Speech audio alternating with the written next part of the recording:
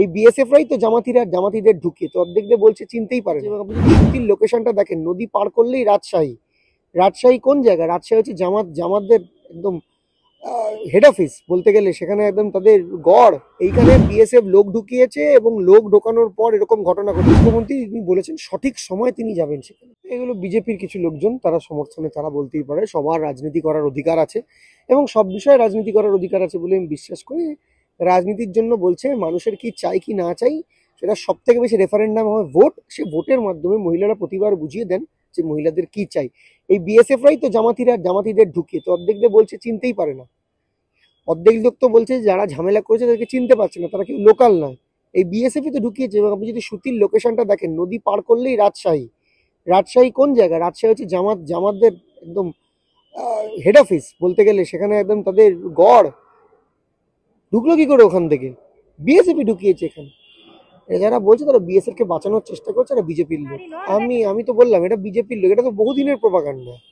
হিন্দু নারীদের উপর অত্যাচার, উত্তরপ্রদেশে যখন হিন্দু একজন দলিত নারীর উপর অত্যাচার হয়, পাশবিক অত্যাচার হয়, তার উপর কি কি অত্যাচার হচ্ছে এটা আমি মাইকে বলতে পারছি না, আপনারা সবাই জানেন। কোথায় এনএচআরসির টিম ছিল, কোথায় মহিলা কমিশন ছিল? এগুলো বিজেপির কথাবার্তা, বিজেপির লোকেদের কথাবার্তা। তারা এই সিচুয়েশনে রাজনীতি করার চেষ্টা করছে এবং আমরা তো বলেছি এটা একটা প্লট তৈরি করেছে বিএসএফ এবং আলাদা কেন্দ্রীয় সংস্থাগুলো এই প্লট তৈরি করেছে। এই প্লট তৈরি করার জন্যই আজকে এই রাজনৈতিক প্রশ্নগুলো আসছে। না, রাজ্যপালের সঙ্গে কথা বলে, সবাই রাজ্যপালের সঙ্গে কথা বলেছে। ওখানে কিছু বিজেপির লোক, যারা লোকাল লোক, যারা ওই শরণার্থী নন, যারা ওই সোকল শরণার্থী নন, তারা হঠাৎ করে ঢুকে গেছে যে তাদের সঙ্গে রাজ্যপালের কথা বলতে দিতে হবে। রাজ্যপালের প্রপার যে সিকিউরিটি কোড আছে সেই কোড মেনেই হয়েছে। রাজ্যপাল যাদের সঙ্গে কথা বলতে গেছিলেন তাদের সবার সঙ্গে কথা বলেছেন। জাতীয় মহিলা কমিশনকে আগে বলুন, জাতীয় মহিলা কমিশনকে আগে বলুন, উত্তরপ্রদেশে যখন একজন কানে শোনেন না, কথা বলতে পারেন না, এমন একজন নারীর উপর অত্যাচার হয় এবং তার কি কি অত্যাচার হচ্ছে আপনারা খবরের কাগজে পড়েছে। আগে তার বাড়ি যেতে, তার বাড়ি গিয়ে তার পরিবারের লোকের সঙ্গে কথা বলতে, তাহলে তার পরিবারের লোক কনফিডেন্স পাবে। যেখানে আমাদের দেখা গেছিল কুলদেব সুঙ্গেরদের মতো লোকেদের নেতৃত্বে অত্যাচার হয়েছে, চিন্ময়ানন্দের নেতৃত্বে অত্যাচার হয়েছে, নারী নির্যাতন হয়েছে, আগে বলুন সেইখানে যেতে, সেইখান থেকে মানুষের পাশে দাঁড়াতে, তাদের মানুষের মোরাল কনফিডেন্স জাগবে। এইখানে বিএসএফ লোক ঢুকিয়েছে এবং লোক ঢোকানোর পর এরকম ঘটনা ঘটেছে। আপনারা দেখেছেন দুদিন আগে সামিরুল আমাদের সাংসদ গেছিল, শান্তি বৈঠক হয়েছে, মন্দির কমিটির লোকেরা একসাথে বসে শান্তি প্রতিষ্ঠা করার চেষ্টা করেছে। আর এরা আজকে শান্তি প্রতিষ্ঠা না করতে দিয়ে বরং আরো অশান্ত করে রাজনীতির যে চাটু, সে চাটুতে হাত গরম করছে।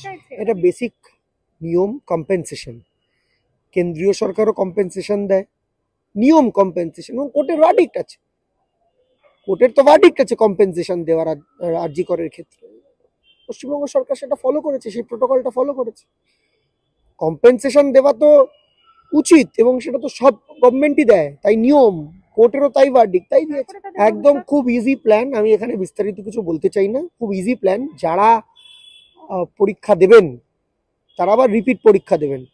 সরকার চাইছে তাদেরকে চাকরিটা পাইয়ে দিতে, যারা যেন সবাই চাকরিটা পায় সেই ব্যবস্থা করতে।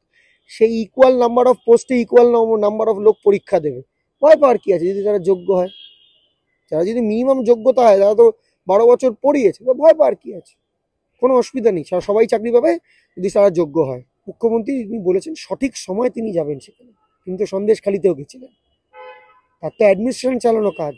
এবং পশ্চিমবঙ্গের মানুষ মনে করেন তার ভোটের মাধ্যমে যে মমতা ব্যানার্জি তাদের 1 নম্বর লোক, যিনি অ্যাডমিনিস্ট্রেশন চালাবেন, তিনি তার মতো সাকসেসফুলি চালাক না অ্যাডমিনিস্ট্রেশন। মুখ্যমন্ত্রী রাইট টাইমটা জানেন, যে কোন টাইমে গেলে, কোন টাইমে মুখ্যমন্ত্রীকে যেতে হবে, কোন টাইমে ডিজিকে যেতে হবে, কোন টাইমে এডিজিকে যেতে হবে, কোন টাইমে এসপিকে যেতে হবে, কোন টাইমে ডিএমকে যেতে হবে। এটা যে সরকার চালায় সে জানে। যার সরকারের সঙ্গে দূর দূর অব্দি কোনো সম্পর্ক নেই, তারা জানার কথা নয়, তাদের কোনো কথা বলারও অধিকার নেই। দেখুন, রাজ্যপাল তার পলিটিক্যাল প্রোপাগান্ডা, তার পলিটিক্যাল এজেন্ডা ফুলফিল করছে। বহুদিন ধরে চেষ্টা করছে রাজ্যপাল বিজেপির প্যারালাল রাজ্য সভাপতির হওয়ার। এমনিতেই পোস্টটা ফাঁকা আছে, সেই ফাঁকা পোস্টে তিনি ফুলফিল করার চেষ্টা করছে। দেখুন, মুখ্যমন্ত্রী নিজেও যাবেন, সেটা তিনি বলেছেন, কিন্তু this is not the right time. আগে এদের কম্পেনসেট করতে হবে, এদের ঘর বাড়িতে ফিরিয়ে আনতে হবে, ব্যাপারটা ঠিক করতে হবে। তো ঠিক করাটা আমার মূল লক্ষ্য না, রাজনীতি করা আমার মূল লক্ষ্য। যদি রাজনীতি করার লক্ষ্য হয় তাহলে রাজ্যপাল গেছেন, যদি ঠিক করার লক্ষ্য হয় তাহলে মুখ্যমন্ত্রী তার নিজের অ্যাডমিনিস্ট্রেটিভ যে ডিউটিস সেটা ফুলফিল করছেন।